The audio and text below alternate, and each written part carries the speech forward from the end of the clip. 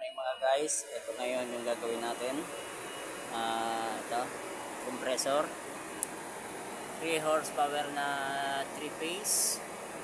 Mali ang problema daw nito ay i-check natin. Ang unang nakita natin na problema ito, tinanggalan ng check valve. Ayan, sira yung check valve, tinanggal.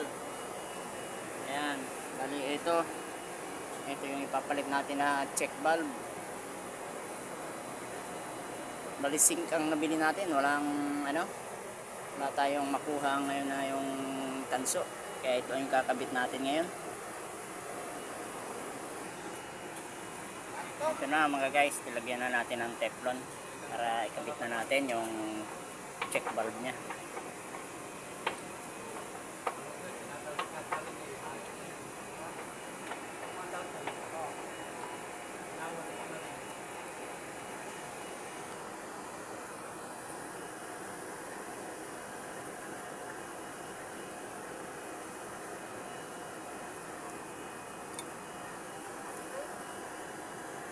Bali, ang gamit natin yung adjustable wrench. Yung panghihintip natin.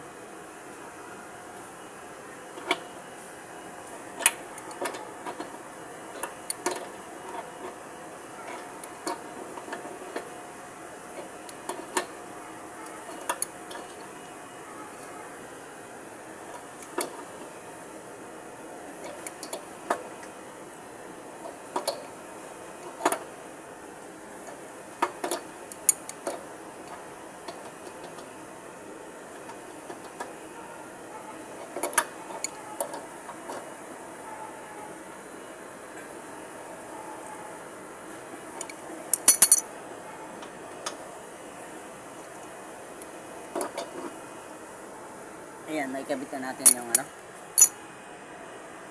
check valve. Bali, ikabit na natin yung papunta sa compressor.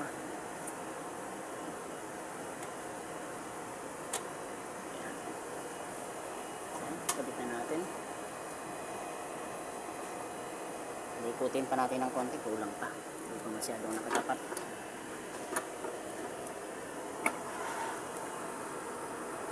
Ayan.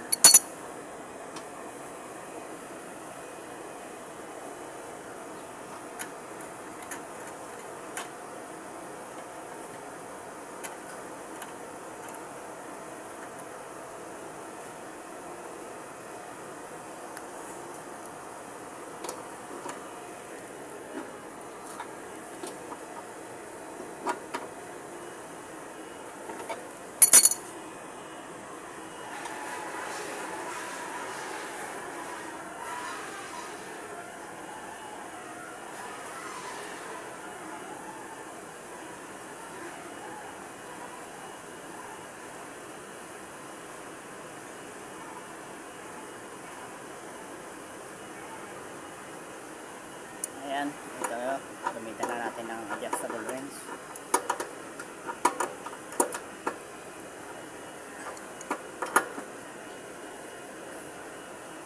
Ayan,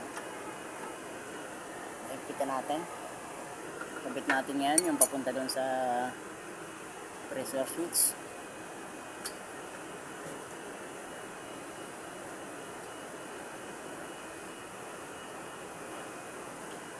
Ayan, ito yung papunta doon sa pressure switch.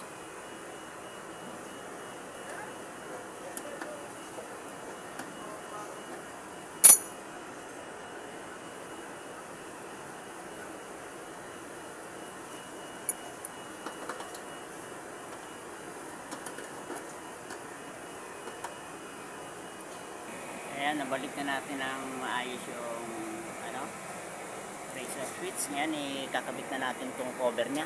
Baba natin.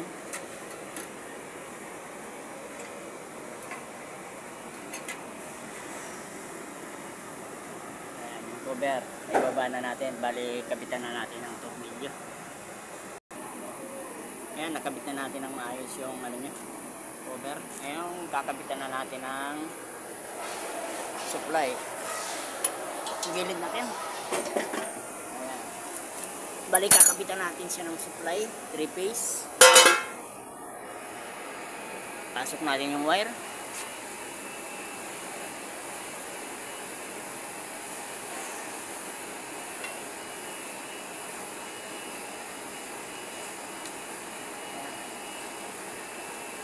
Pasok na natin yung wire. Ikabit na natin yan. Ayan, nakabitan na natin siya ng power supply. Ayan, tapos direct yan dito. May breaker tayong pinaanan para dito natin switch yung breaker. Switch na natin dito sa breaker. Ayan, switch natin sa breaker. Switch natin dito sa magnetic. Ayan, paan na rin natin andito sa pressure switch, sa switch. Ayan. Ayan, okay na siya.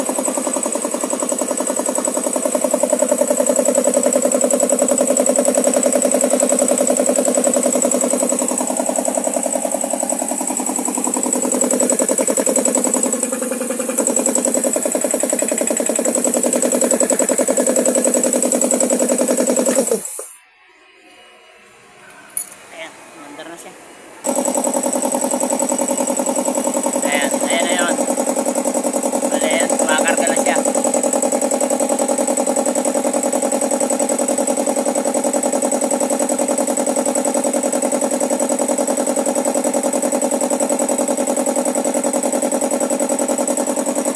Bale, medyo maingay siya kasi wala yung mga air filter niya.